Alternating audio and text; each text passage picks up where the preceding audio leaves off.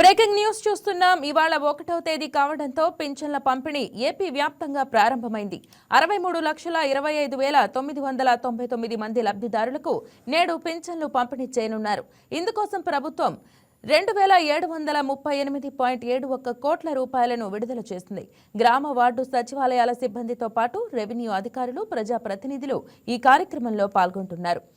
మరోవైపు కాసేపట్లో ఏలూరు జిల్లా పర్యటనలో భాగంగా సీఎం చంద్రబాబు పింఛన్లు పంపిణీ చేయనున్నారు. ఉదయం 10:30 ఉండవల్లి నుంచి హెలికాప్టర్లో బయలుదేరి ఉంగుటూరు మండలం నల్లమాడు వద్ద ఏర్పాటు చేసిన హెలీప్యాడ్కు చేరుకుంటారు.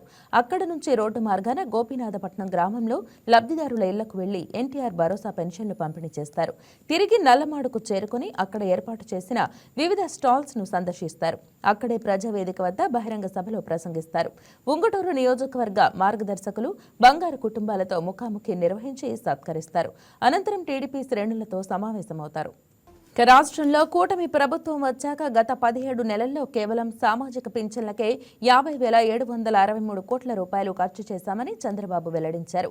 ఎన్టీఆర్ భరోసా పింఛన్లు దేశంలోనే అతిపెద్ద డైరెక్ట్ బెనిఫిట్ ట్రాన్స్ఫర్ ప్రత్యక్ష నగదు బదిలీ కార్యక్రమంగా అభివర్ణించారు.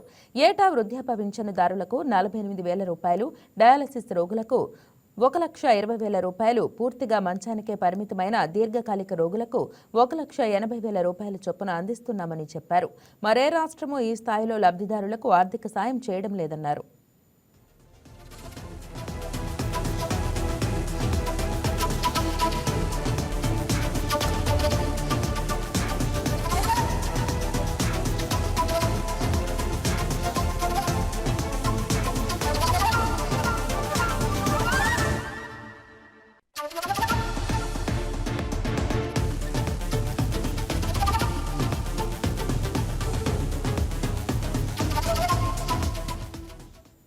ఈ వీడియో మీకు నచ్చినట్లయితే లైక్ కొట్టి షేర్ చేసి మా వైకే టీవీ ఛానల్ని సబ్స్క్రైబ్ చేయండి.